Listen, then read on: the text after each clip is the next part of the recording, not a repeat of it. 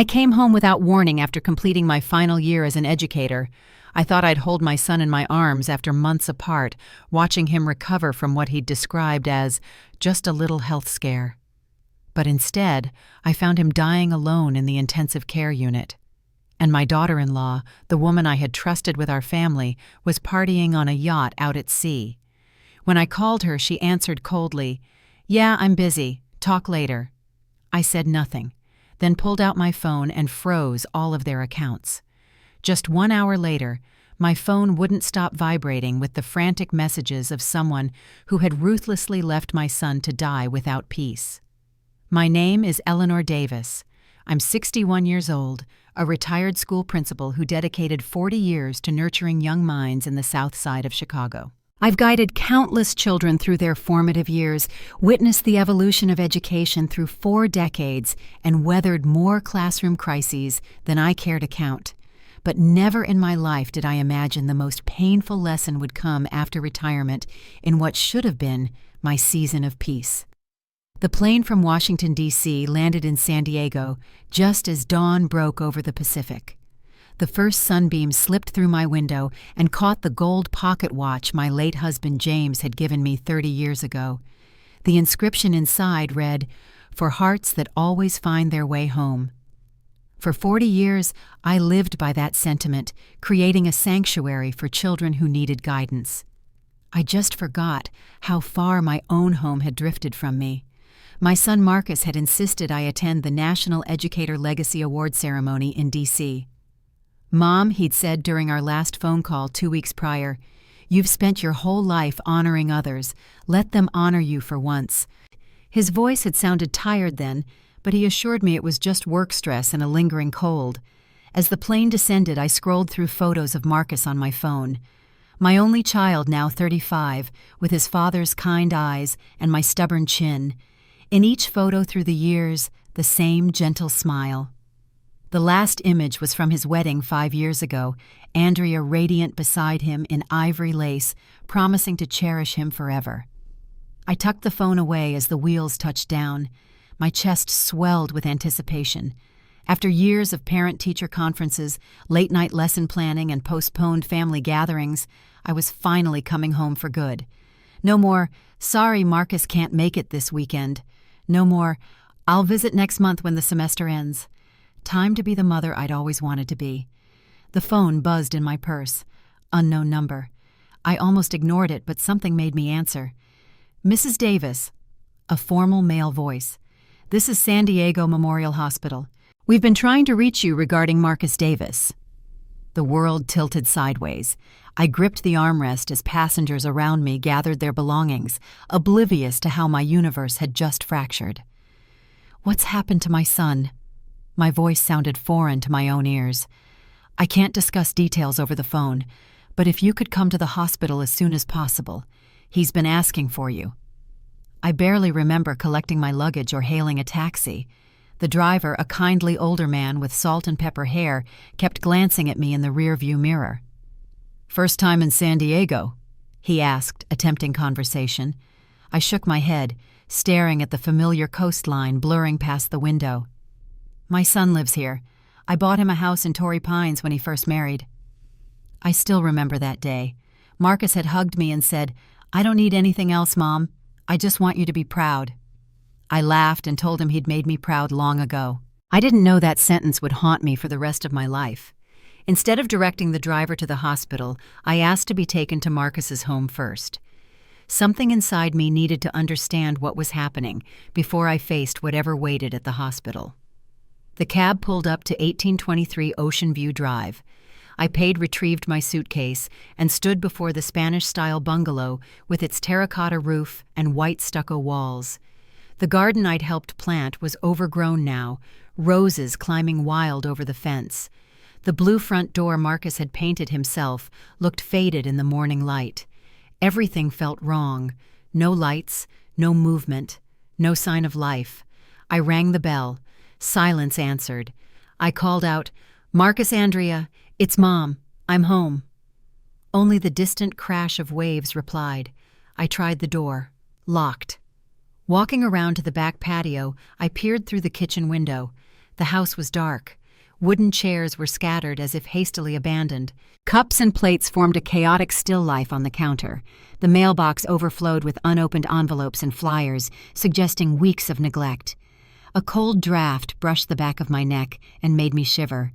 40 years of teacher's intuition told me something was terribly wrong. "Mrs. Davis, is that you?" I turned to find an elderly woman watching me from the adjacent yard. Dorothy Jackson, 70-something with silver braids and a purple cardigan watering can in hand. She'd been my son's neighbor since he moved in. "Dorothy." I crossed to the fence between the properties. "I just arrived from Chicago. Where's Marcus? Why is the house like this?" Her face fell, eyes widening with surprise. "You didn't know Marcus was taken to the hospital 2 weeks ago. An ambulance came near midnight. I heard it was serious." My heart stuttered. 2 weeks ago? What about Andrea? My daughter-in-law. Dorothy's lips thinned. She set down her watering can and leaned closer to the fence. "She was around the first few days. Then I saw her head out with a group of friends. Just yesterday she posted party photos from Newport Beach Marina." She hesitated before adding, "I thought you already knew." I went numb. My entire body turned to stone. I could hear my heart pounding in my ears, each beat heavy and hollow. "Are you certain Marcus is still in the hospital?" "Yes, San Diego Memorial, downtown." I nodded my thanks and turned away, but my legs wouldn't cooperate. The strength that had carried me through 4 decades of managing unruly classrooms and navigating school district politics suddenly abandoned me. I stood frozen on the stone path, staring up at the window where Marcus once waved goodbye on his wedding day. I pulled out my phone and called Andrea. It rang several times before connecting to pounding music and laughter. "Yeah, Mom." Her voice spilled through the speaker light and unbothered. "I'm busy. I'll call you back." "My son," I said, my voice dropping to the dangerous quiet my students had learned to fear. "I heard he's in the hospital. Andrea." There was a beat of silence. Then her voice floated back airy as cotton candy. "Oh, someone must be exaggerating. I'm offshore right now. I'll check when I'm back." And she hung up. I stared at the screen, the blue glow reflecting on my trembling hand. It felt like the air had been sucked from the world around me. Part of me wanted to scream, but the other part just stood perfectly still, frighteningly calm and clear. I rolled my suitcase to the curb and hailed another taxi. "San Diego Memorial Hospital," I instructed, "as fast as you can." As the taxi pulled away, San Diego slid past the window palm trees and beach shops suddenly foreign to me. I pressed a hand to my chest, trying to steady my breathing. Dorothy's words echoed, "Your son's been in the hospital for 2 weeks." I looked down at James's pocket watch. The minute hand ticked forward 1 notch. 1 hour. That's all it took to go from the airport to home, then from home to the hospital. Just 1 hour, and somehow my whole life had collapsed. San Diego Memorial Hospital rose out of downtown like a giant glass beacon, cold and impersonal under the noon sun. I walked into the main lobby, the smell of disinfectant hanging in the air, as the PA system called out names in steady, emotionless bursts. Nurses with rubber-soled shoes glided across the floor, making the place feel like a precisely ordered world. But inside that order, my heart thrashed like I was stepping into a battlefield of loss. I approached the front desk and set both hands on the cold counter. "Excuse me, I'm looking for a patient, Marcus Davis." The young nurse glanced up, scanned her computer screen, and said softly, "Intensive care, 5th floor, room 512. Just a number, and it crushed my chest. I nodded, whispered, "Thank you," and hurried to the elevators. A soft ding as the doors opened. The mirror inside threw back my reflection. A woman with silver coils framing a face etched by 4 decades of caring for other people's children. Under the dim lights, my eyes looked hollow, my mouth set in a grim line. As the doors slid shut, I inhaled and tried to steady my breathing. With each floor that passed, it felt like I was descending step by step into my worst nightmare. On 5, the doors opened to a long white hallway. Fluorescent lights cast a ghostly sheen on the tile.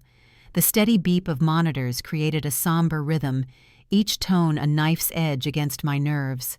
I walked slowly, my hand tightening around the pocket watch in my jacket, the last thread tying me to the past, to family, to the reason I came home. Room 512 stood slightly ajar. I nudged it open, and a blast of chilled air washed over me with the sharp tang of antiseptic and metal. Marcus, my only son, lay there. He was so thin I had to grab the doorframe to stay upright. His thick black hair was now patchy and dull. His skin was ashen, stretched too tight across cheekbones that had never been so prominent. Tubes and IV lines ran everywhere, wrists, chest, nose. Every breath was a fragile thread connecting him to life. I barely recognized my boy. A primal fear surged through my chest. I'd seen children fall ill during flu outbreaks at school, comforted worried parents through health scares, but I never imagined I'd witness this. My son fading away in solitude. A middle-aged doctor was checking the monitors beside the bed. His badge read, "Dr. Ramirez." "Doctor," I managed, my voice trembling. "My son, what happened to him?" He looked up, eyes tired but kind. "Are you family?" "I'm his mother." The words caught in my throat. "Eleanor Davis." He nodded, closed the chart, and spoke quietly. "Mr. Davis has late-stage stomach cancer. By the time he was brought in, it had metastasized. We can only manage pain and sustain life at this point." He paused, choosing his words carefully. If he'd been diagnosed and treated earlier, he might have had another year or two. Cancer. Late stage. The words echoed in my mind like thunder, senseless and devastating. "No one told me," I whispered. "No one called me." Dr. Ramirez lowered his voice. "We tried the registered family contact number multiple times. No one answered consistently. His wife visited initially, but—" He hesitated. "No one has visited in the past week and a half." A week and a half. While I was receiving an award for lifetime achievement in education. While Andrea was posting wine-glass toasts from a yacht. I stood there with fists clenched so tight my nails broke skin. No words came. My throat locked. The tears wouldn't fall. I could only step forward and place my hand over my son's. His hand was ice-cold, thin knuckles jutting like mountain peaks. "Marcus," I whispered, voice breaking. "I'm here, baby. Mom came home." White light bounced across his face. His eyelids trembled. I leaned closer, so close I could hear my own ragged breath reflecting back from his skin. "Can you hear me, honey?" His lips moved. I had to bend down to catch it. "Mom." Barely a breath. "Mom, I love you." It felt like my heart shattered in my chest.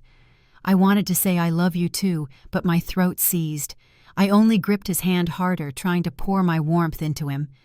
Suddenly, the monitor's beep stretched into a steady tone, a flat line slicing the air.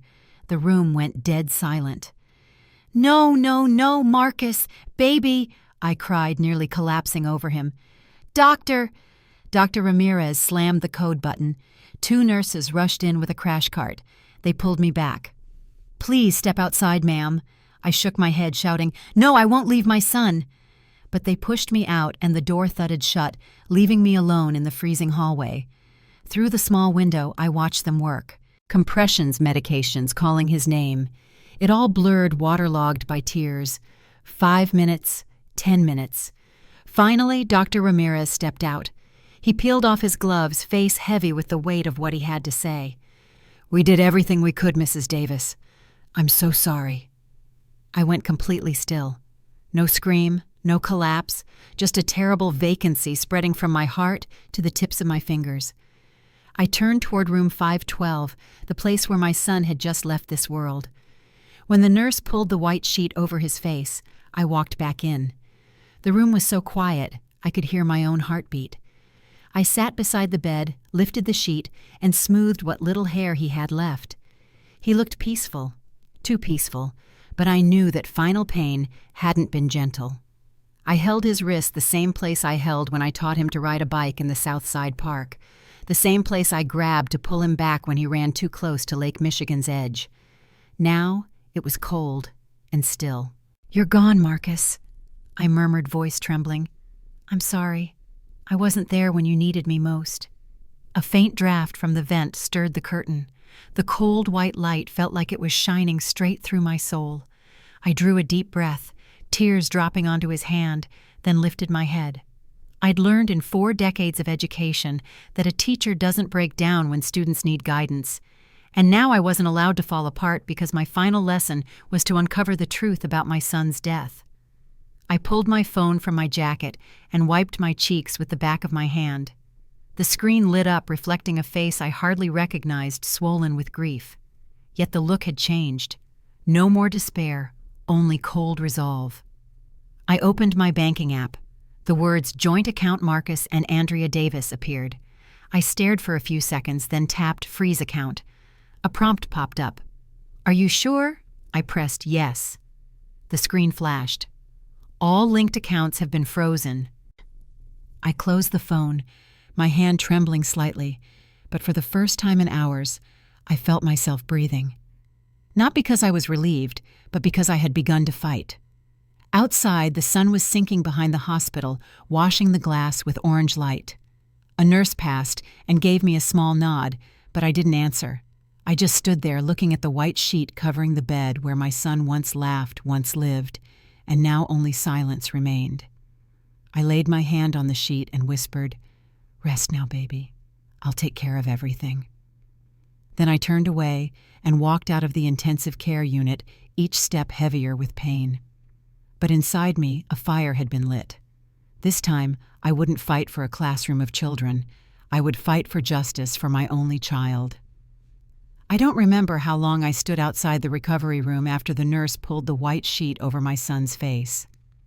The 5th-floor hallway was still bright, but that white light felt piercing, cold as steel. People walked past, chatting occasionally, laughing softly as if nothing had happened, as if Marcus's death were just another line item in the end-of-day report. I left the ICU and walked down the hall to a row of seats by the window. Outside, the sky was tipping toward evening, the sunset tinting the glass red like spilled wine. My hand trembled as I set my phone on my lap. I took a deep breath and called Andrea again. It rang a few times. Then an electronic dance track burst through busy laughter and clinking glasses mixing with the sound of waves.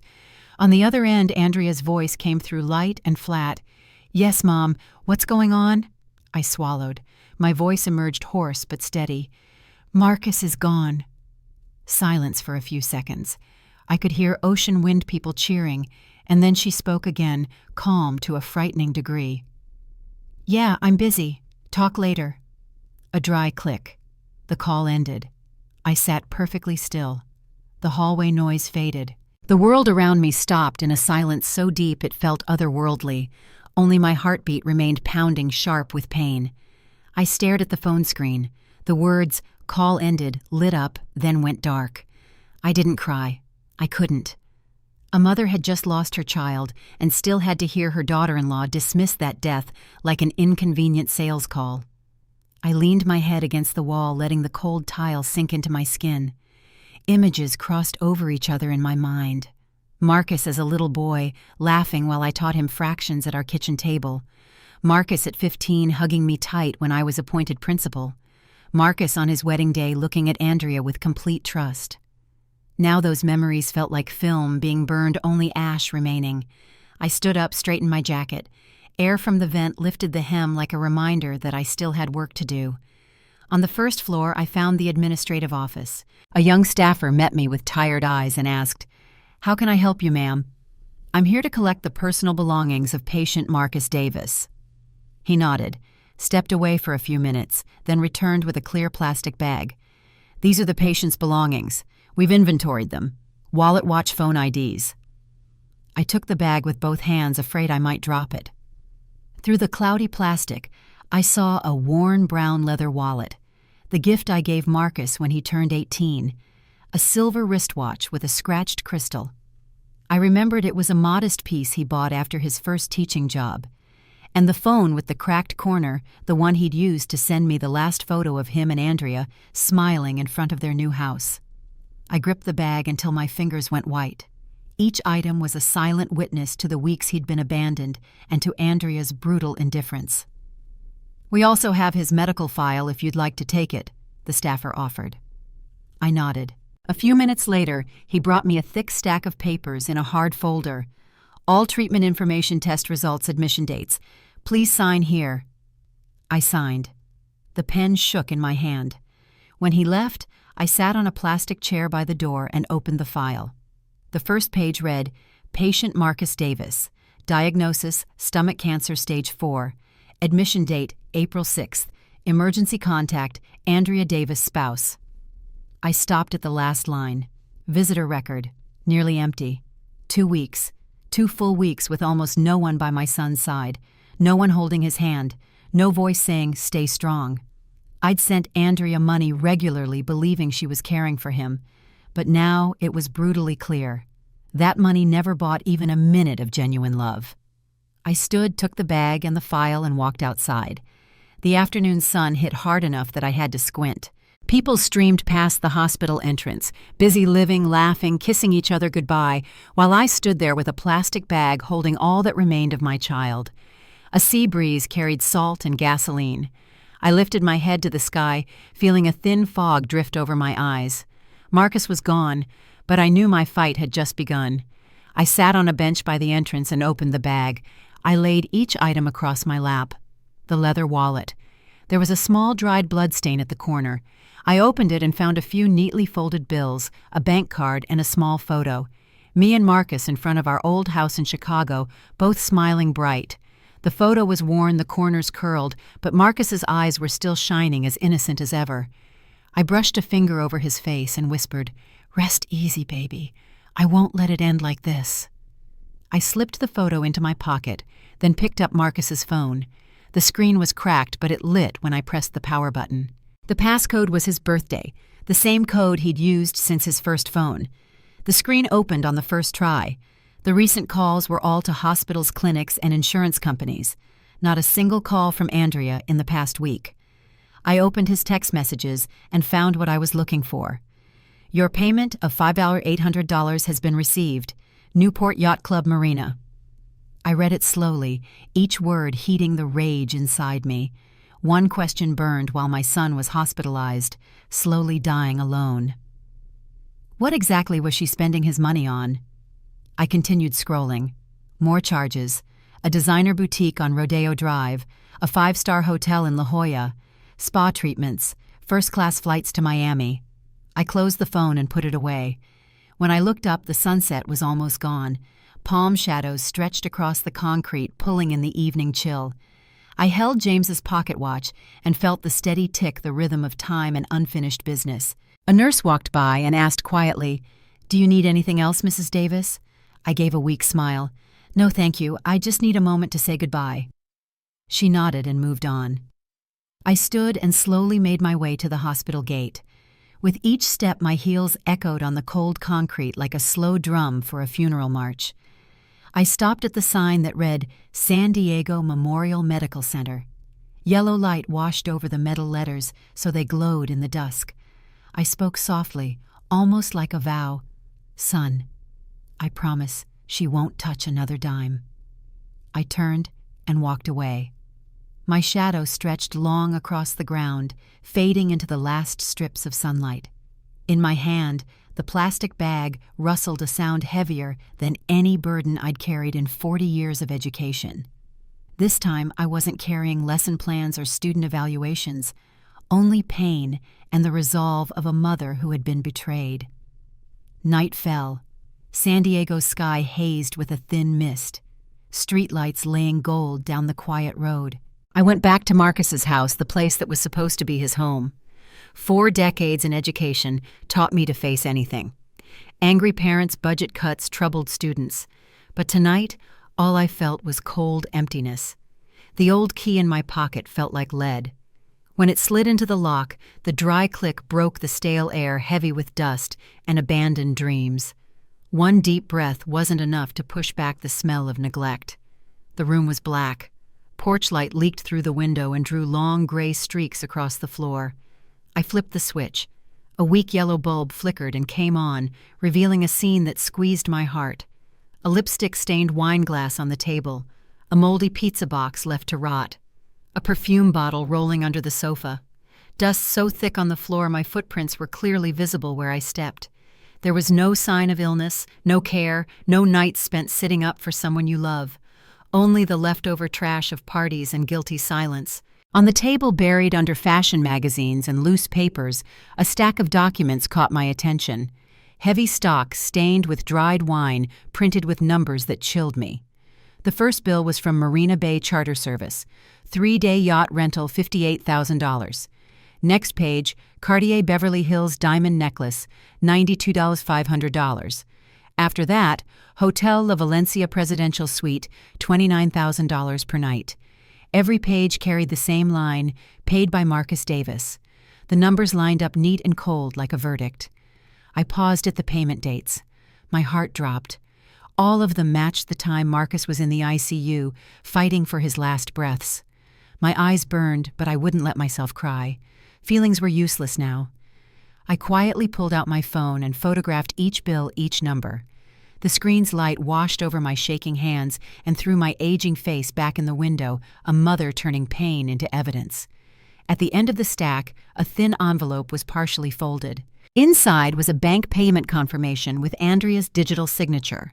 A small note in the corner, emergency authorization paid with Marcus's card. Emergency. I almost laughed, a sound as dry as autumn leaves. The irony of calling a yacht party an emergency while my son lay dying alone. A cold draft cut through the cracked window and stirred the dusty curtain. On the table, a half-empty champagne bottle tilted and rolled slightly, making a faint clink against a crystal glass.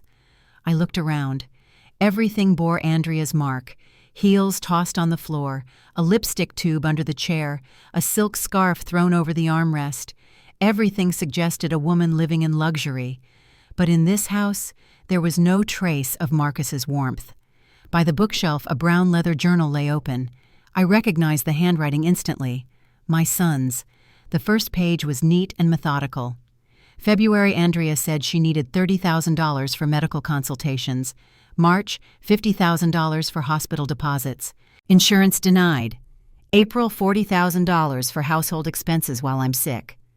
In the margin, a small note with ink blurred by what could only have been tears. She promised she'll pay me back when I get better.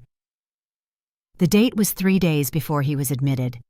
A sharp ache rose to my throat. Each line felt like a knife pressing into my palm as I held the journal. Marcus still trusted her to the very end, while his money was buying champagne and diamond necklaces. I didn't want to turn the page, afraid the next lines would destroy whatever faith I had left in my son's marriage. But something pushed me to read on. Near the end, Marcus wrote, "Mom, I'm scared. Andrea has changed. She's hiding something and I don't dare ask. If I don't make it, please tell Mom I tried my best." The last line was smeared like his hand shook too hard to write more. I set the journal down, held my head in both hands, and sat in silence. Outside, the far-off waves sounded like a faint heartbeat still echoing in memory. After a while, I stood and opened the desk drawer. In the back was an old laptop. I hit the power button, and the fan whirred to life. The password was Marcus's birthday. The screen lit up, reflecting my hollow eyes. The email sent folder showed a string of messages. At the top was one titled, "Yacht Party Full Booking Confirmation," sent from Andrea's address, paid with Marcus's card. I read every confirmation line, every e-signature, every charge. There wasn't a hint of hesitation. She knew exactly what she was doing and knew no one would check because the only person who could have noticed was lying between life and death. Another attachment was labeled Menu and Guest List. I opened it. First line, Champagne Armand, bring 20 bottles. More than 30 guests, all names I didn't know. I saved everything. The cold light from the screen washed over my face until the whole room felt steel gray. What I felt wasn't rage anymore. It was a cold, absolute resolve. As I stepped away from the desk, a glint in the cabinet corner caught my eye. A frame lay face down, glass cracked. I picked it up. It was a wedding photo. Marcus smiling gently, Andrea leaning on his shoulder, eyes sweet for the camera. On the back, a handwritten line, "To my forever partner." I let out a quiet laugh. No sound, just bitterness stuck in my throat. The night deepened. Moonlight slid through the curtains, tracing the stained walls where my son's memories used to hang. I moved through the house, collecting every piece of evidence: bills, photos, notes, emails. I saved it all into one folder on my phone and named it simply for Marcus. When I finished, I sat by the window. Outside, the sea hummed low, the familiar sound of waves against the shore. I opened the leather journal again, my hands shaking as I read the last line. "Mom, if I don't make it, please forgive me for loving the wrong person." My throat tightened. I ran my fingers softly over the line, then closed the journal and spoke to the empty room barely above a whisper. "No, Marcus, I won't forgive her. Not yet." I stood and stepped out of the house. The ocean wind hit hard, mixing the smell of salt with jasmine from the front yard. Yellow light washed across the half-broken house number. The remaining digits swung in the wind, creaking with a sad little groan. On the empty street, my shadow stretched long across the ground, dragging along pain and silence. In my hand, James's pocket watch kept ticking tiny beats, cutting through the night like a countdown to what was coming. I stopped at the gate and looked back at the house drowned in darkness. Every door, every window frame told its story in the quietest way. The story of a man betrayed in his own home. I gripped my phone and looked down at the photos I'd just saved. Bills, the journal emails, social media posts. It was all there. Every detail enough to prove one truth. Andrea wasn't just careless. Her greed and lies cost Marcus his life. A gust blew through cold and strong, lifting my silver hair. I inhaled and squared my shoulders. From here on out, everything would be different. I was no longer just the grieving mother who had lost her son, but a woman who would make justice speak. And that night, in the sound of waves and the sting of salt air, I knew one thing for certain. Andrea had no idea she'd picked the wrong person to cross. It was nearly dawn when I got back to the motel near Coronado Beach. The room's yellow light spread faintly across the mirror, where my face stared back older and harder than ever before. Every muscle was still braced like in my days as a principal during school lockdowns. Not a single minute allowed for weakness. But what I was about to do now wasn't in any educator's handbook. I made a cup of black coffee and set my laptop on the wooden desk. The screen lit my face while my phone lay beside it. Contacts opened to a familiar name, Denise Carter. She was my oldest friend from college days, a former detective who now ran her own private investigation firm. If anyone could help me navigate this darkness, it was Denise. I drew a deep breath and hit call. Her voice came low and slightly raspy on the line. "Eleanor Lord, I thought you dropped off the map. I just read about your educator award. Congrats, Principal Davis." I didn't answer with a laugh, just a sigh that seemed to carry 40 years of exhaustion. "Nothing to celebrate, Denise. I need a favor, and it's serious." The shift in my tone made her go silent at once. Keyboard typing stopped. "What happened?" I told her. Every detail from Marcus's death to the yacht invoices, the social media photos, the party emails. I spoke slowly, skipped nothing, kept emotion out of it like reporting incidents to the school board. When I finished, all I heard was Denise's heavy breathing. "Marcus was your only son?" she asked again, voice tight. "Yes." "I'm so sorry, Eleanor." "I don't need sorry, Denise. I need justice." Silence for a few seconds. Then she spoke softly, almost like a vow.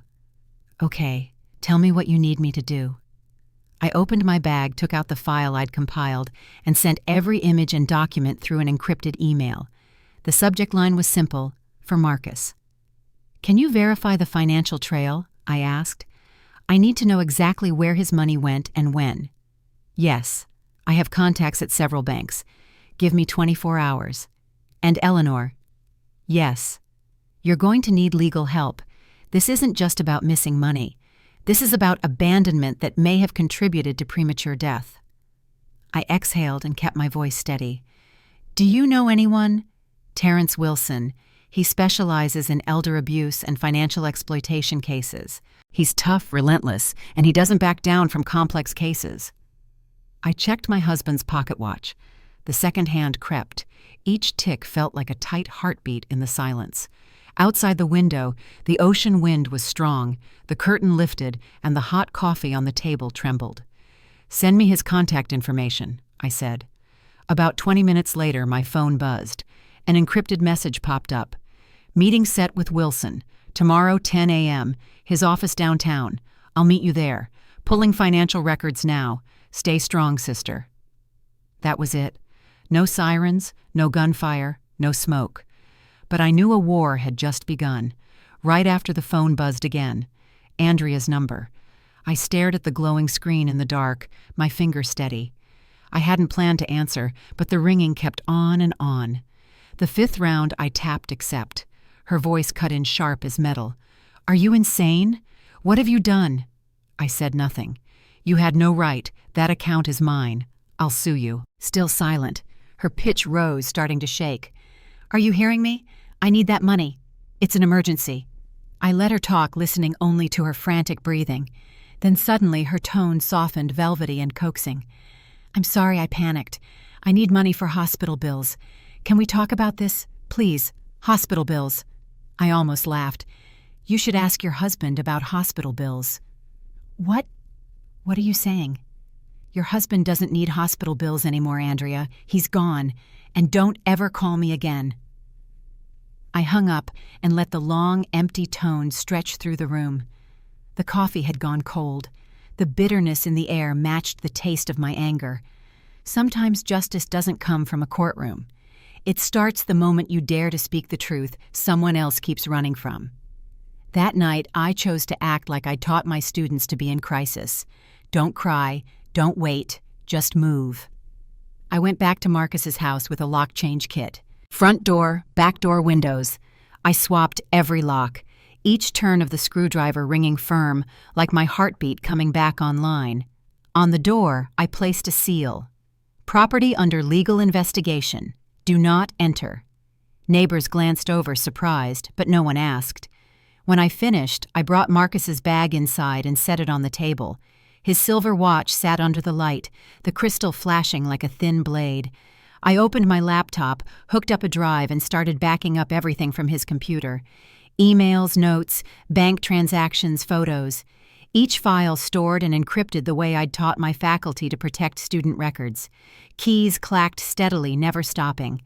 Outside wind whistled through the frame and carried salt air, but I didn't feel cold. I felt wide awake. In the middle of the night, my phone lit up again. A stream of messages from Andrea poured in. "You'll regret this. I have connections. I'm sorry, I overreacted. Please, I need money urgently. Can we talk?" The lines danced on the screen, mixed with pleading emojis and fake hearts. I watched them for a long moment, then locked the screen. No reply, no emotion. Only one rule in my head. Don't negotiate with someone who betrayed your child. Close to 3 a.m, the last backup finished. I closed the laptop and leaned back.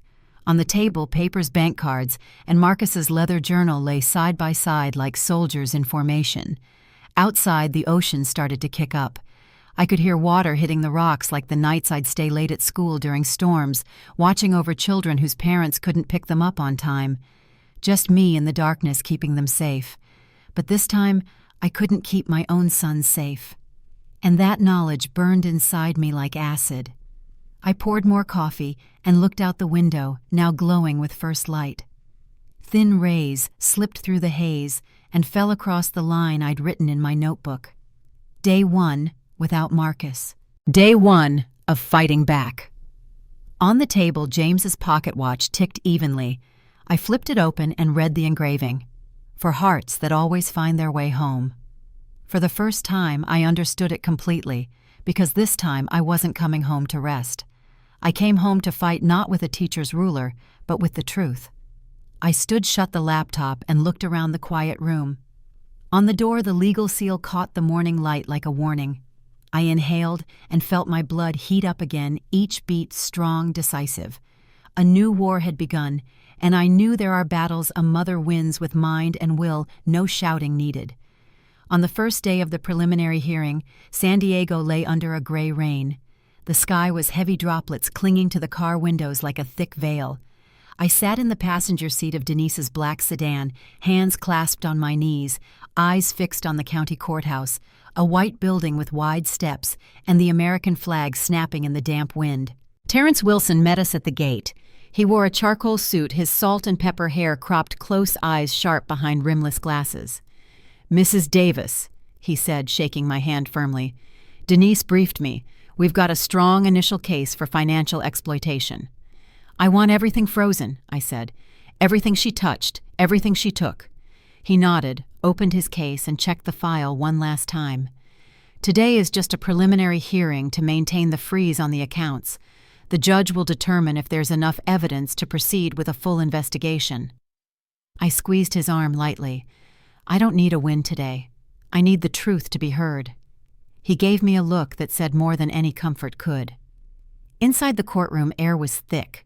Rain tapped against the high windows while spectators murmured in muted tones. When the back door opened, Andrea walked in. Designer black dress, soft curls, makeup crafted to look tired and grieving. But the flicker at her lips told a different story. She glanced at me, then looked away and glided to the defense table. Her lawyer, a young man in a bright blue tie, nodded to the judge and said crisply, "Your Honor, my client is in deep emotional distress after her husband's death." Wilson didn't look over. He stood straight, his words clear and clipped. "And her spending habits may have contributed to that death." The room froze. I could hear my own breathing. The judge, a stern-eyed, middle-aged woman, tapped her gavel. "Mr. Wilson, present your evidence." Wilson opened his laptop connected to the courtroom display. The projector light filled the space, reflecting off the wall and every face watching. He spoke slowly with the force of someone who'd tried hundreds of cases. "Exhibit 1, the bank statements of the deceased Marcus Davis, who passed on April 18th. Every transaction from the start of the month through admission was executed by his wife, Andrea Davis.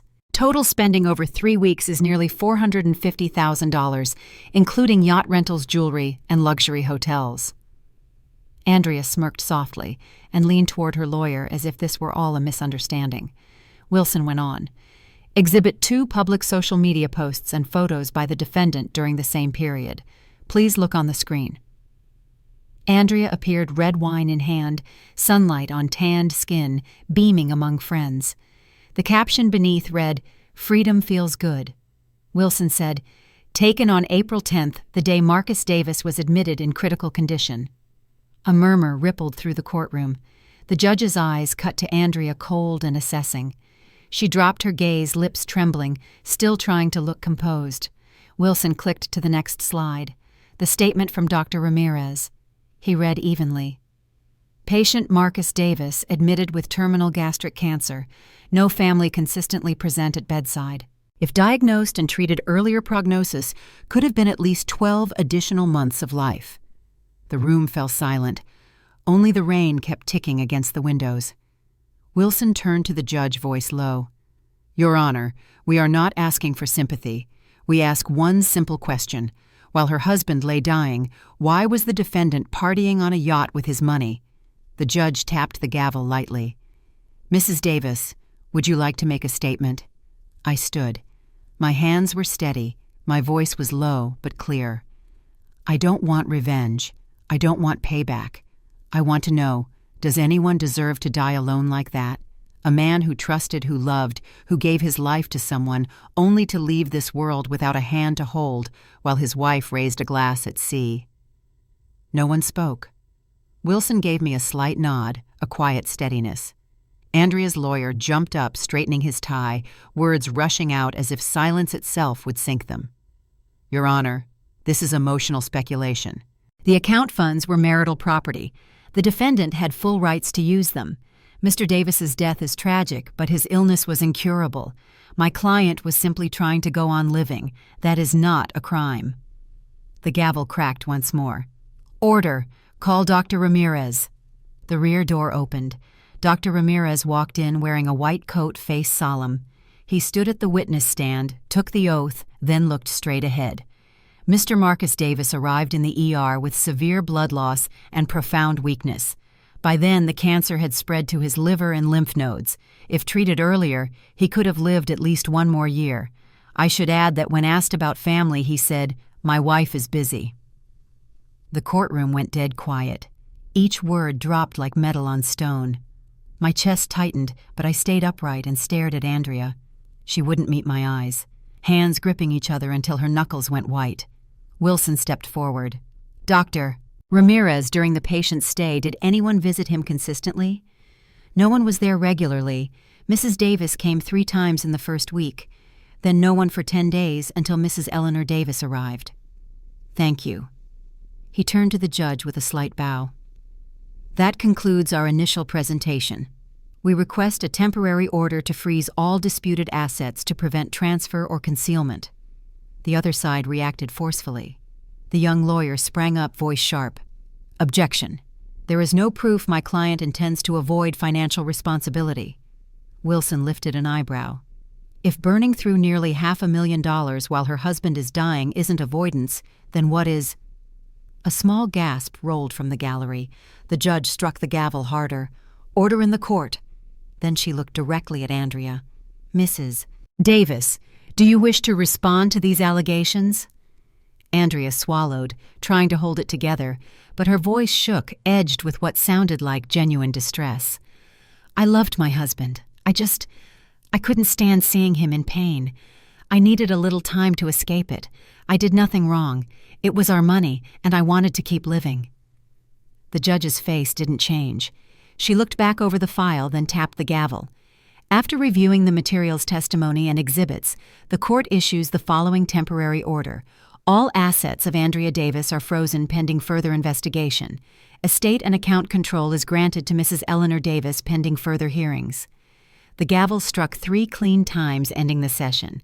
Andrea shot up, screaming, "You'll regret this! You can't steal my life from me!" 2 officers moved in, took her by the arms, and led her out. Her heels cracked against the stone floor, tangled with sobs and pointless curses. I stayed seated. No gloating, no joy. Only a cold, hollow space inside me, as if what was left of my soul had burned away in that courtroom. As they took Andrea out, I stood, smoothed my jacket, and turned to Wilson. He nodded a brief smile, passing not of victory, but acknowledgement. Justice had started to move. Cold air met us outside. I looked up at the sky where the clouds were beginning to break a thin strip of light after the rain. Across the street, the ocean murmured, waves lining up to crash white against the rocks. For the first time in weeks, my heart beat normally. Not fast, not erratic, just sure. I spoke softly as if Marcus could hear.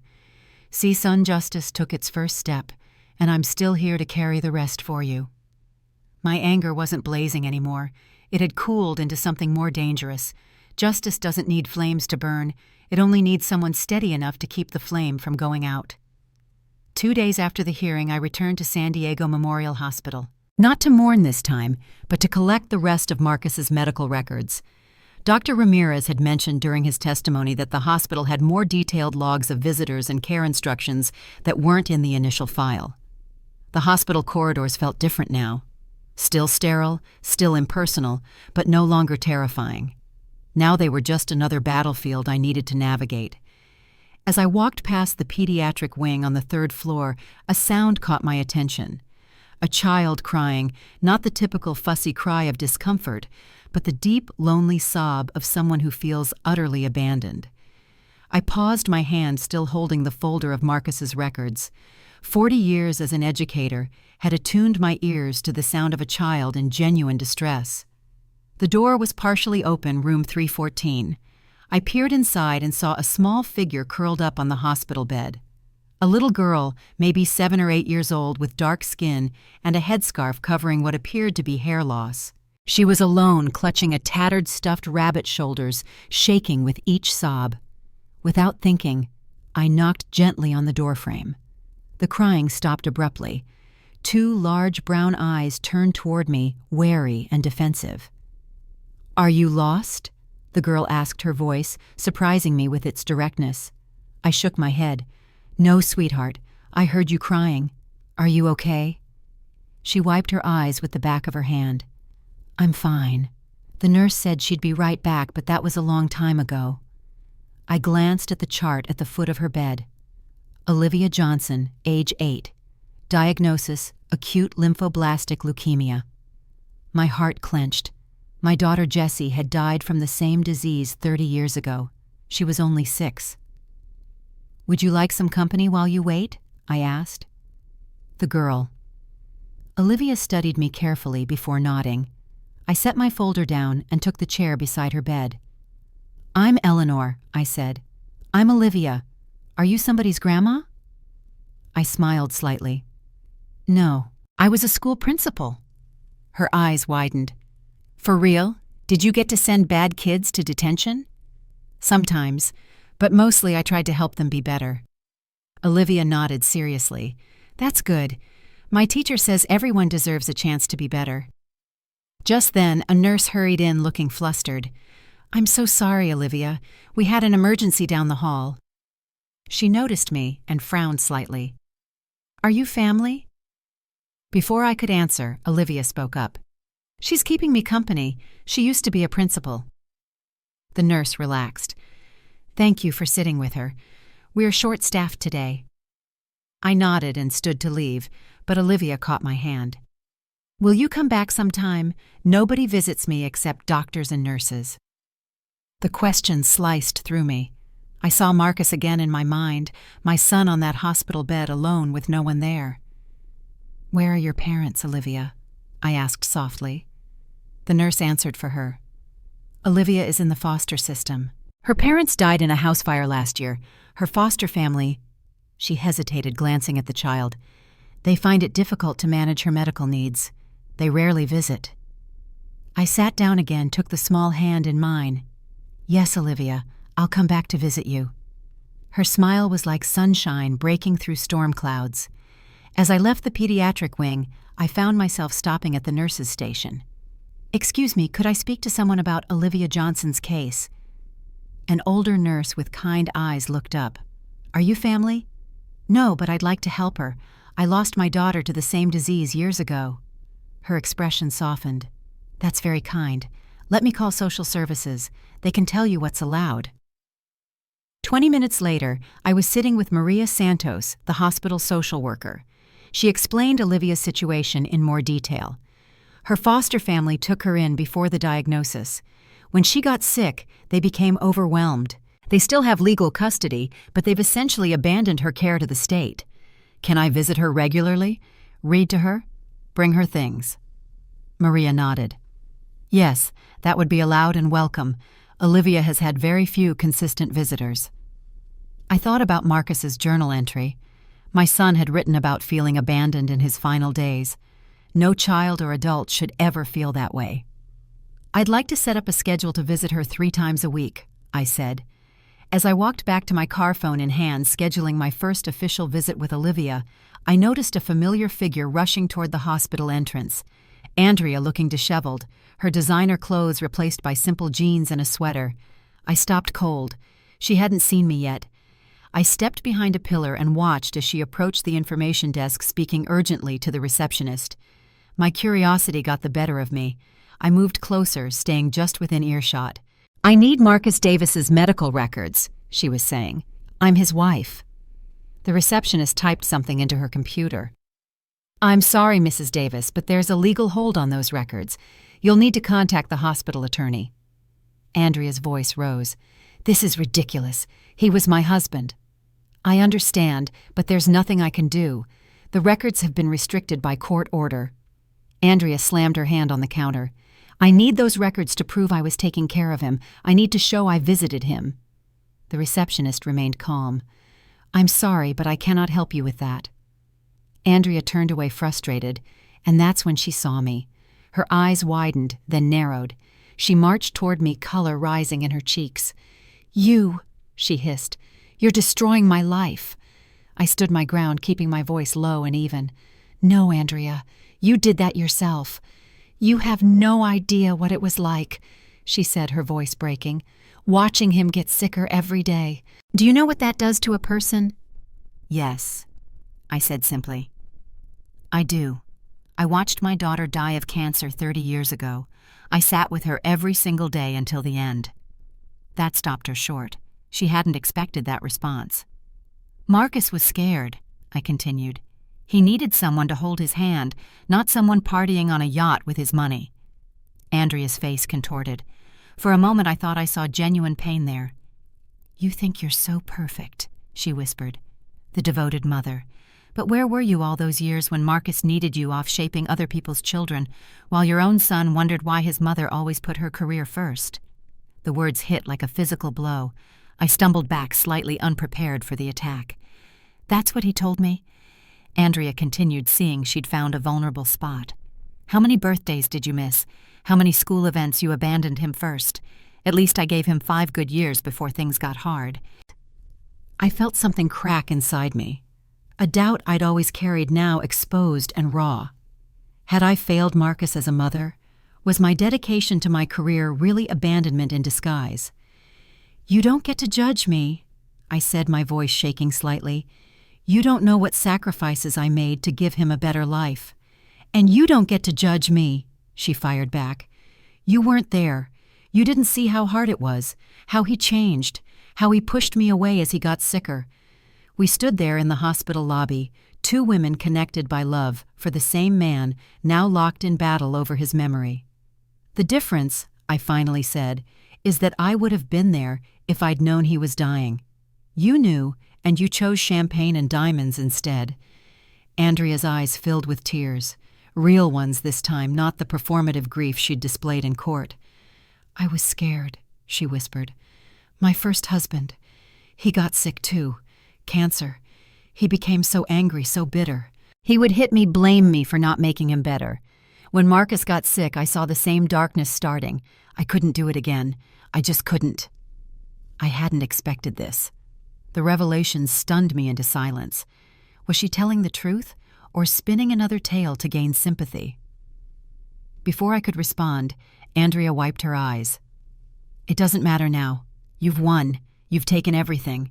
I hope it fills the hole where your son used to be. She pushed past me and walked out the door, leaving me standing alone with her words echoing in my mind. That night, I sat in my motel room staring at old photos of Marcus on my phone. School plays where I'd arrived just as the curtain fell. Birthday parties where I'd shown up with store-bought cake because I had no time to bake. His high school graduation where I'd had to leave early for an emergency staff meeting. Had I failed him? Had my dedication to my career, to other people's children, come at the cost of my relationship with my own son? I opened his journal again, flipping through the pages, looking for any sign of resentment, any hint that he'd felt abandoned by me. Instead, I found an entry from 2 years ago. Mom called today. She's being honored at the district level again. Sometimes I think she doesn't realize how incredible she is, how many lives she's touched. Dad would be so proud of her. I know I am. She taught me what it means to have purpose, to make a difference. I hope someday I can be half the person she is. Tears blurred my vision. I closed the journal and held it to my chest. Whatever mistakes I'd made as a mother, whatever times I'd been absent, Marcus had understood. He had seen the love behind my choices. Andrea's words lost their sting. She'd tried to wound me with doubt, but Marcus's own words had healed the injury before it could fester. The next morning I received a call from Denise. Eleanor, we found something. I need you to come to Wilson's office right away. An hour later, I sat across from both of them watching as Denise pulled up records on her laptop. Andrea Davis was married twice before Marcus, she said. Her first husband died of pancreatic cancer 7 years ago.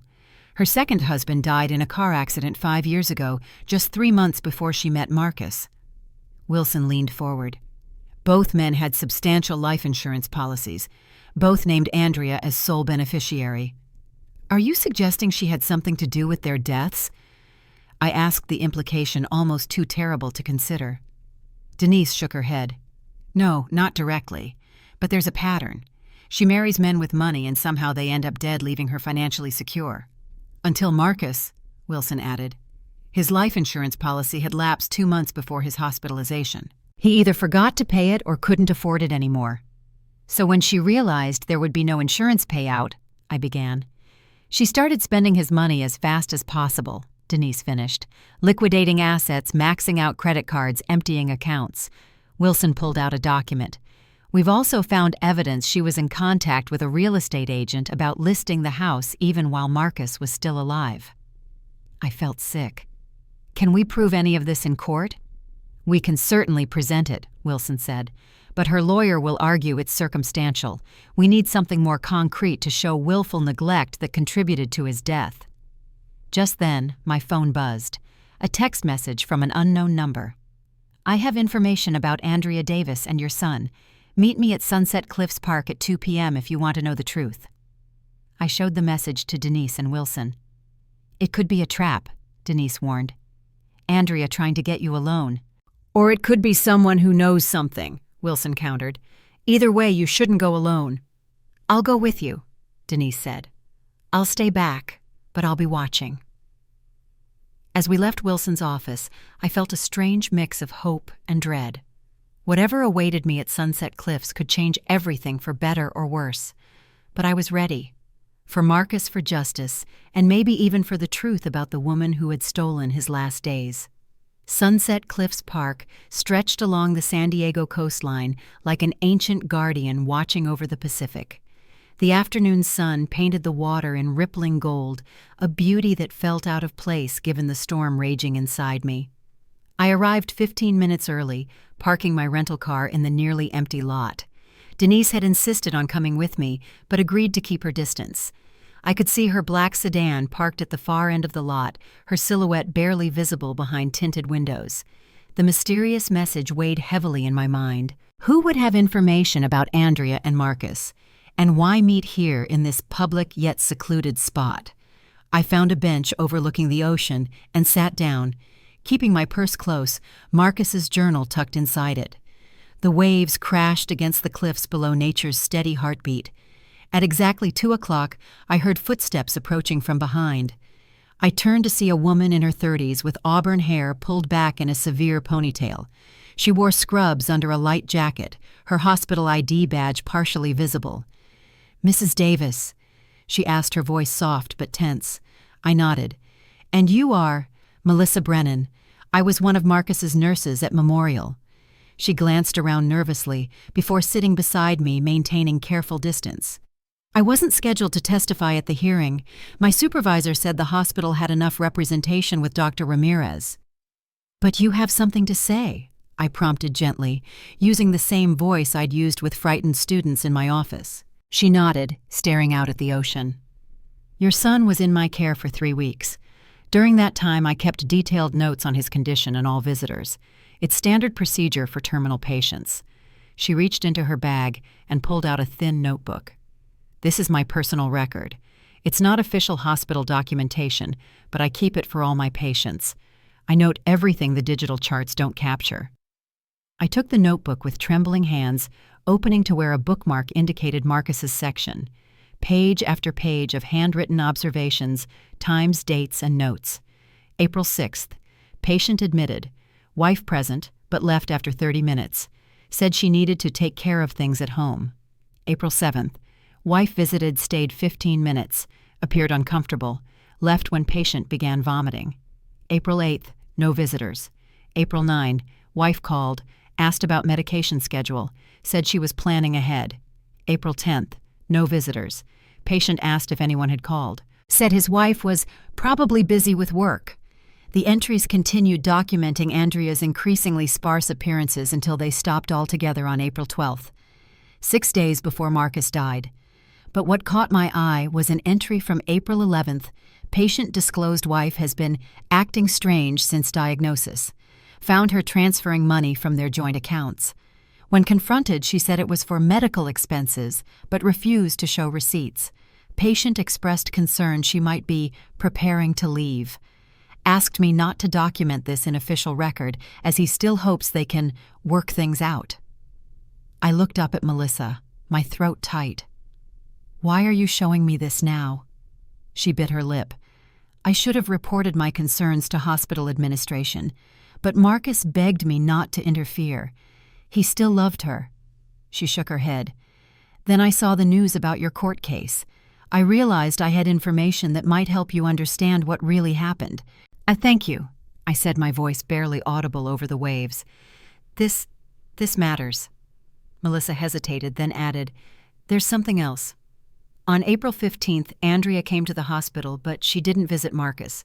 She met with someone in the cafeteria, a man. They seemed intimate. I only noticed because I was on break and she didn't see me." The revelation shouldn't have surprised me, given everything else, but it still pierced my heart. Another betrayal while my son lay dying. Do you know who he was? No, but they were looking at papers together. Property papers, I think. I heard her say something about after it's over. I nodded slowly, the pieces fitting together. Andrea hadn't just abandoned Marcus in his final days. She'd been actively planning her new life while he died alone. Will you testify to this? I asked. Melissa squared her shoulders. Yes, it's time the truth came out. After she left, I remained on the bench watching the waves while clutching the notebook. Denise eventually joined me, silently reading over the devastating entries. This changes everything, she said finally. These are first-hand observations from a medical professional. Wilson can use this to establish a pattern of abandonment and deception. I nodded, my mind already racing ahead. There's more than one kind of justice, Denise. I don't just want Andrea to lose in court. I want her to face what she did. Denise studied my face. What are you thinking? I want to meet with her, face to face, just the two of us. Eleanor, that's not a good idea. She's unpredictable and she has nothing to lose now. She needs to hear the truth from me, not from a lawyer, not from a judge, from Marcus's mother. Denise sighed, knowing that determined look from our college days. At least let me arrange it somewhere safe, not alone. I agreed, and 2 days later, I found myself sitting in a small conference room at Wilson's law office. The walls were a neutral beige, the table polished oak. Nothing to distract from what needed to be said.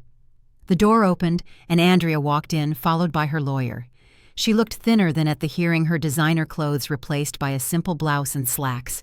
The confident mask had slipped, revealing the strain beneath. Thank you for agreeing to meet, Wilson began formally. Andrea's lawyer, the same young man from court, nodded stiffly.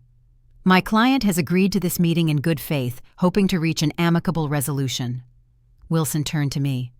Mrs. Davis, you requested this meeting. The floor is yours. I looked directly at Andrea. I'd prefer to speak with Andrea alone. Her lawyer immediately protested. Absolutely not. Any discussion must happen with counsel present. Andrea surprised everyone by speaking up. It's fine, Richard. Give us 10 minutes. He hesitated, then nodded reluctantly. 10 minutes. I'll be right outside. Wilson gave me a questioning look. I nodded, and both lawyers left, closing the door behind them. For a long moment, Andrea and I just looked at each other across the table. Two women connected by love for the same man, now divided by his death. I know about your first husband, I said, finally, my voice calm. I know about the abuse. I know you were scared when Marcus got sick. Her eyes widened slightly, not expecting this opening. How did you— It doesn't matter how I know. What matters is understanding why you left my son to die alone. Andrea's composure cracked. Tears filled her eyes. You think you know everything. You don't. Then tell me, I said simply. Help me understand how the woman who promised to love my son could abandon him when he needed her most. She stared down at her hands. My first husband, Daniel, was diagnosed with pancreatic cancer 6 months after we married. At first he was brave positive. Then the pain started. He became someone else, cruel, violent. Her voice dropped to a whisper. He would grab me, hurt me, blame me for not making him better. I remained silent, letting her continue. When he died, I promised myself never again. Then I met Marcus. He was different, kind, gentle. I truly loved him. She looked up, her eyes pleading. When he got his diagnosis, I tried. I really tried. But then I saw that look in his eyes, the same darkness starting, the same blame. Marcus would never have hurt you, I said firmly. Not physically, maybe, but emotionally. She shook her head. He started asking where the money was going, questioning every purchase, watching me like I was stealing from him. Were you— Her silence was answer enough. Marcus trusted you with everything he had, I continued. Not just his money, but his heart, his final days. And you took that trust and shattered it for what, designer clothes, yacht parties, a new man while your husband was still breathing. Andrea flinched. How do you know about him? You were seen, at the hospital, planning your new life while Marcus faced death alone. She closed her eyes, a tear sliding down her cheek. When she opened them again, something had changed. The pretense was gone. "Yes," she admitted. "I met Michael at a support group for spouses of cancer patients. He understood what I was going through. One thing led to another. We talked about starting over after—" She couldn't finish the sentence. "After my son died, I completed for her. The son who wrote in his journal that he was afraid you'd changed, but still hoped things would work out. The son who defended you to his nurses. The son who died wondering why his wife wasn't holding his hand." Andrea began to sob quietly. Not the performative tears from court, but deep broken sobs that shook her slender frame. "I was weak," she whispered. "I was selfish. I was terrified of watching another man I loved waste away. So I ran. I escaped into shopping and parties and Michael's arms. I told myself Marcus didn't need me, that the doctors were taking care of him." She looked up, her face streaked with mascara. "I know it's unforgivable." I sat perfectly still, letting her words wash over me. Part of me had wanted to find a monster across this table, a villain I could hate without reservation. Instead, I found a broken, selfish woman who had failed my son, but was at least finally speaking the truth. "No," I said quietly. "It is unforgivable. But that doesn't mean I don't understand fear. I've been afraid too. Afraid I wasn't a good enough mother. Afraid I put my career before my son. The difference is I didn't run from that fear.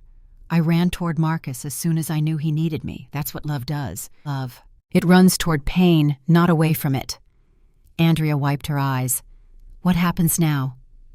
"Now we finish this in court. But I wanted you to know that I see you, Andrea. Not just the woman who abandoned my son, but the scared girl who survived abuse. That doesn't excuse what you did, but I understand it wasn't simple cruelty." I stood to leave, then paused. "One more thing. What will you do when this is all over, when the money is gone and the court case is finished?" She looked surprised by the question. "I don't know. Start over somewhere. Try to forget." "That's where you're wrong," I said. "You don't get to forget. Marcus doesn't get to forget. I don't get to forget. Whatever life you build next needs to remember what happened here. Otherwise, nothing changes." I walked out of that room feeling strangely lighter, not because I'd forgiven Andrea, but because I'd finally seen the full truth. My son had died at the intersection of one woman's fear and selfishness. Nothing could change that now, but I could ensure his death wasn't meaningless. The final hearing was scheduled for the following Monday. The weekend stretched before me, empty hours I didn't know how to fill. I found myself driving to San Diego Memorial Hospital on Saturday morning, not to the administrative offices or the records department, but to the pediatric oncology wing. To room 314. Olivia's face lit up when I appeared in the doorway, a stack of books in my arms. "Mrs. Eleanor, you came back." I smiled, setting the books on her bedside table. "I promised I would, didn't I? Principals keep their promises."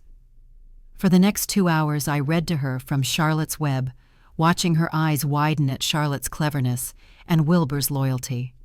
When I finished a chapter, she looked up at me thoughtfully. "Mrs. Eleanor, are you sad? You look sad even when you smile."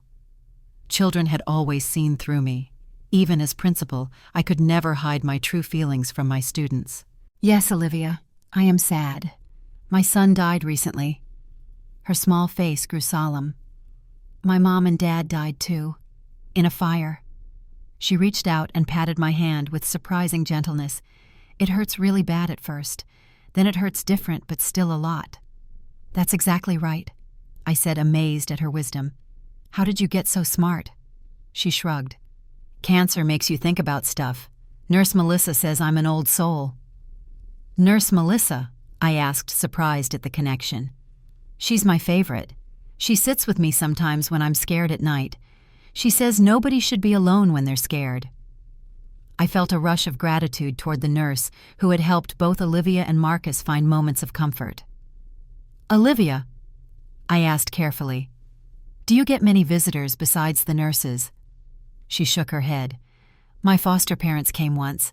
They said the hospital is too far from their house, and it makes them sad to see me sick." She picked at the edge of her blanket.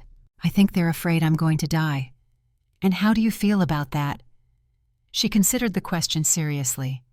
"I don't want to die, but I'm more afraid of being alone. Dying might not be so bad if someone was holding your hand. Being alone is scarier." Her words pierced my heart. My son had faced his greatest fear in his final moments: abandonment. "Well," I said, steadying my voice, "you won't be alone when I'm visiting, and I plan to visit a lot if that's okay with you." Her smile was like sunshine after rain. I left the hospital with a plan forming in my mind. A purpose beyond the court case, beyond the justice I sought for Marcus. Something that might transform this tragedy into meaning. Monday morning arrived with unusual clarity for San Diego. The sky was a perfect blue, not a cloud in sight. The courtroom was more crowded this time, word having spread about the case. Wilson had prepared meticulously armed with Melissa's journal and additional financial records Denise had uncovered. Andrea sat at the defense table with her lawyer, her face a careful mask of composure. Judge Henderson called the court to order, her voice crisp in the hushed room. "Before we proceed, I understand both parties have been in private discussions. Is there anything the court should know?" Wilson stood. "Your Honor, we've had preliminary conversations, but no agreement has been reached." Andrea's lawyer nodded in confirmation. "That's correct, Your Honor." "Very well. Mr. Wilson, you may present your case." What followed was a methodical dismantling of Andrea's defense. Wilson presented bank records showing the systematic emptying of accounts. He called Melissa Brennan to testify about her observations of Andrea's increasing absence and Marcus's awareness of financial irregularities. Most damning was the evidence of Andrea's relationship with Michael Brenner, a real estate developer who had helped her explore selling the house before Marcus had even passed away. Throughout it all, I sat quietly watching Andrea's face. There was no more fight in her. She had admitted the truth to me, and now she sat as the world learned what she had done. When Wilson finished, Judge Henderson turned to Andrea's lawyer.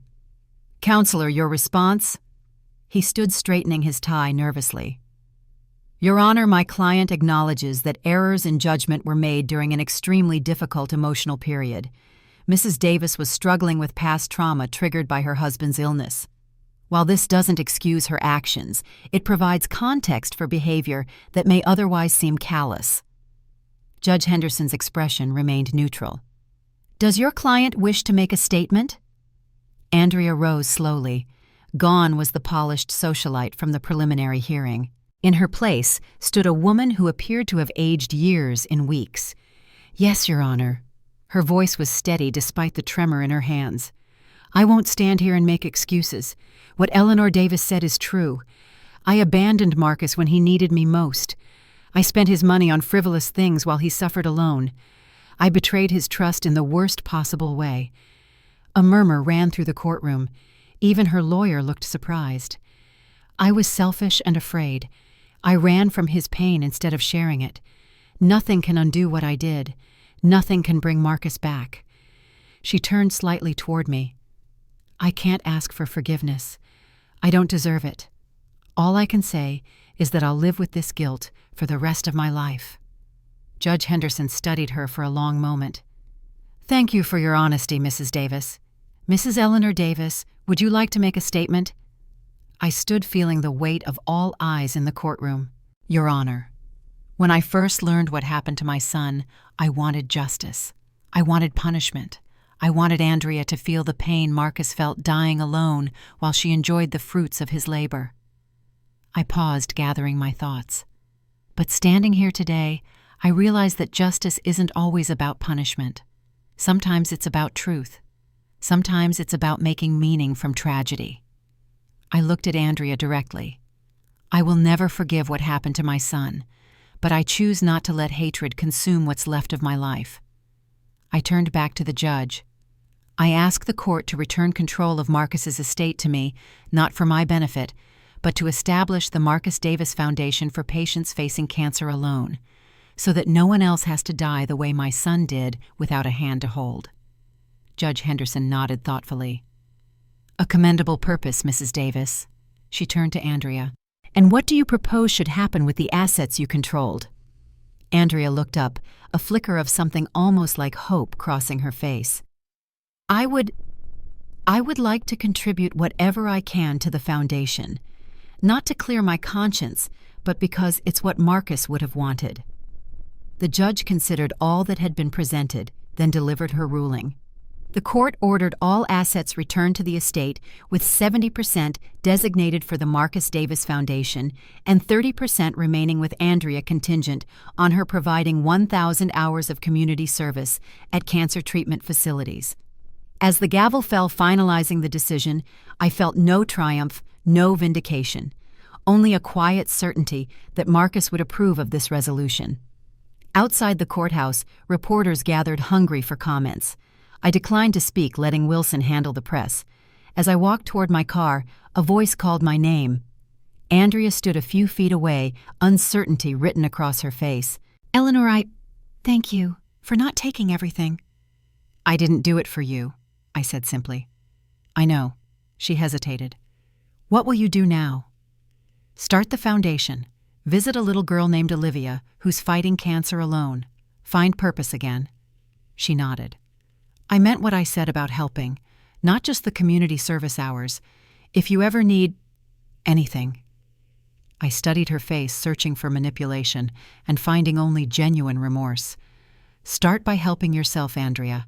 Face your fears instead of running from them. That's how you honor Marcus's memory." She nodded, tears spilling down her cheeks, then turned and walked away.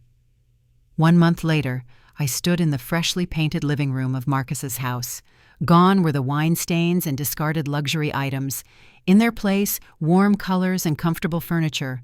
Photos of Marcus throughout his life lined the mantel, his smile preserved in each frame.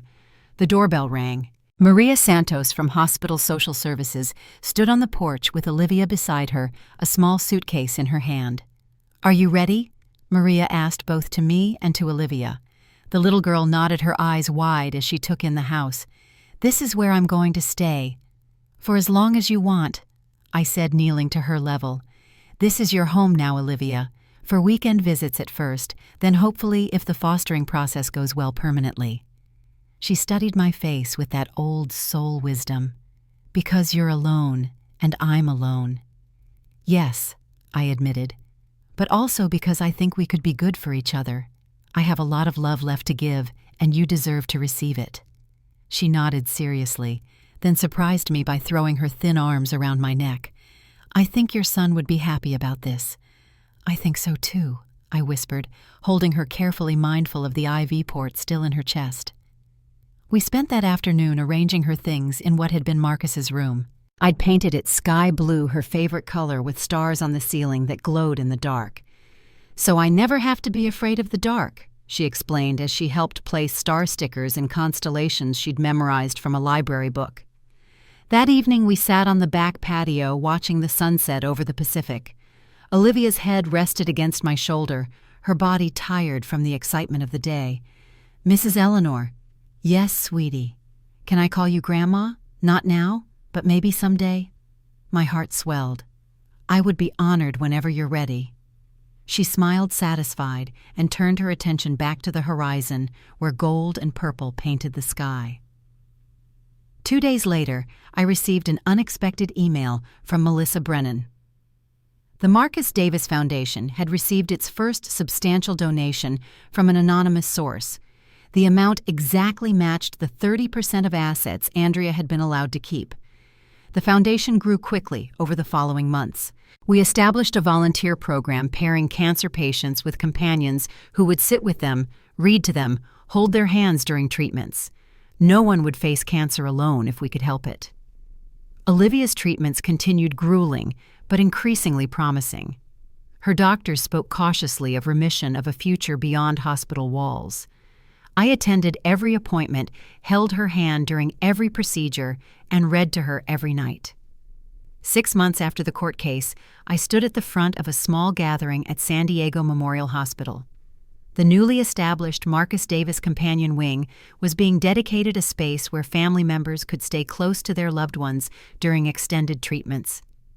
As I cut the ribbon, I caught sight of a familiar face in the crowd. Andrea, now volunteering 3 days a week in the pediatric oncology department, stood quietly at the back. Our eyes met briefly, a moment of shared recognition. Later, as the crowd dispersed, she approached cautiously. "It's beautiful," she said, gesturing to the new wing. "Marcus would be proud." "Yes, he would," I agreed. "How's Olivia doing?" she asked. "Better every day. The doctors are optimistic." Andrea nodded. "I see her sometimes when I'm volunteering. She has your strength." I smiled slightly.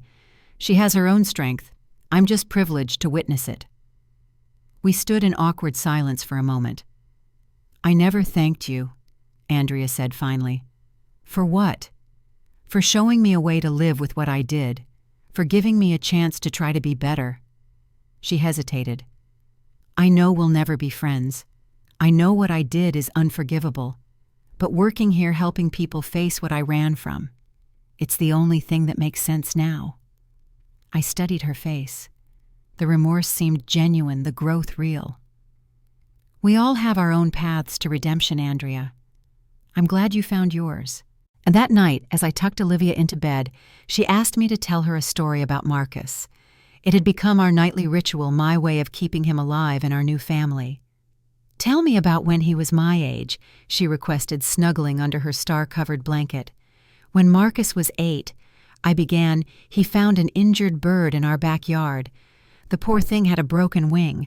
Most children would have been sad but moved on. Not Marcus. He built a little shelter for it, researched how to care for injured birds, and nursed that creature back to health over 6 long weeks." Olivia smiled. "He was kind, like you." "Yes, he was very kind.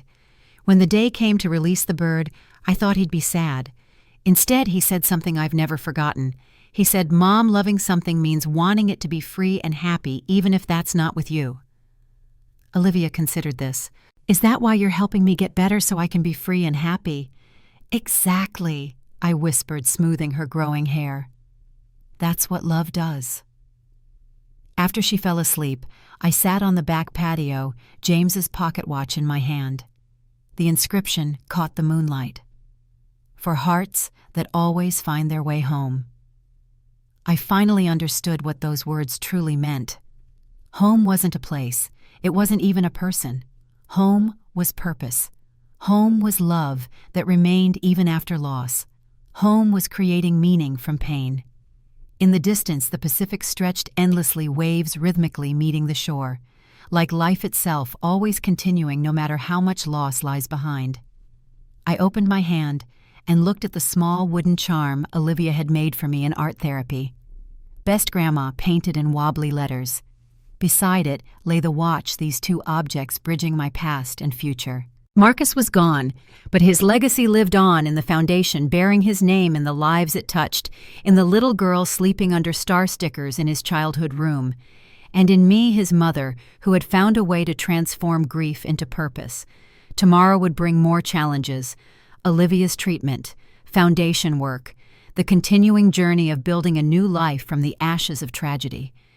But for tonight, sitting under a sky full of stars, with the sound of waves as my companion, I felt something I hadn't expected to feel again. Peace. Not because the pain was gone, but because I'd found a way to carry it with purpose. Not because I'd forgotten, but because I'd remembered in a way that honored Marcus's life rather than just grieving his death. In the end, this wasn't a story about betrayal or revenge. It was a story about finding light in darkness, about the choice we all face when tragedy strikes, to be consumed by hate or transformed by love. I chose transformation. I chose to create something meaningful from my deepest pain. I chose to open my heart again to risk loving Olivia, despite knowing the anguish that loving brings. Because that's what Marcus would have done. Because that's what mothers do. Because that's what makes us human. The stars continued their silent vigil overhead. The waves kept their steady rhythm, and somewhere between heaven and earth, I felt my son's approval like a gentle breeze touching my face. "I did it, Marcus," I whispered to the night. "I found my way home."